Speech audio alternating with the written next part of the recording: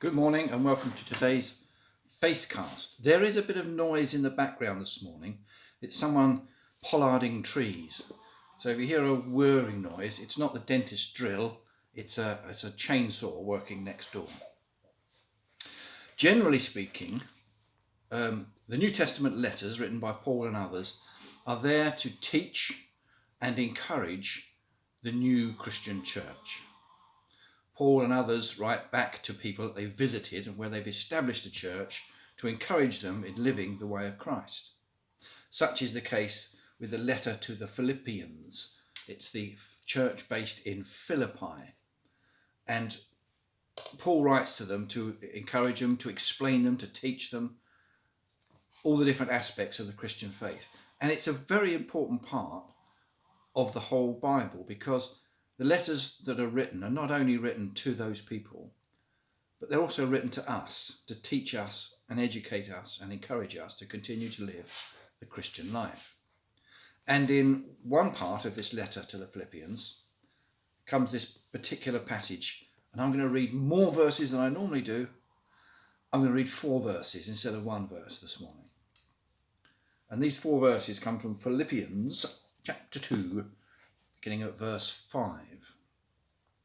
Your attitude should be the same as that of Christ Jesus, who, being in very nature God, did not consider equality with God something to be grasped, but made himself nothing, taking the very nature of a servant, being made in human likeness, and being found in appearance as a man, he humbled himself and became obedient to death, even death on a cross. Now that is the epitome of humility, is it not? Somebody sent by God, somebody who is God, coming to live amongst us and yet humbling himself so much as to go to his own death in a humiliating fashion, the death on a cross, and doing it all for our sake. It's what the heart of the gospel, the good news of Jesus is. That Jesus came and lived amongst us and showed us the way of love most completely by going to the cross as a self-sacrifice for us.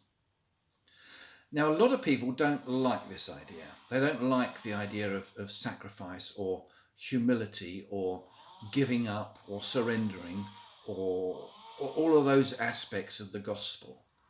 They want a victorious God, if they want one at all. They want somebody who's going to fight their way and make their way in the world. That's what we do, some of us, some of the time. We try and fight our way through this world in order to be successful or to achieve or to at least survive.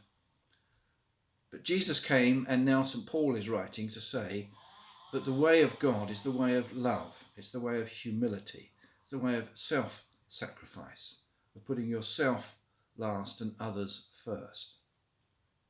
That God in his heaven, in his majesty and might and power, would choose this way to demonstrate himself to us is a strange thing when you think about it.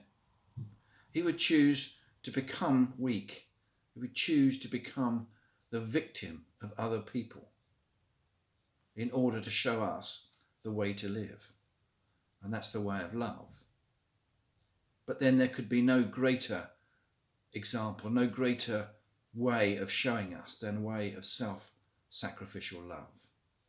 Philippians chapter 2, beginning at verse 5, the whole section there is really the heart of the good news of Jesus.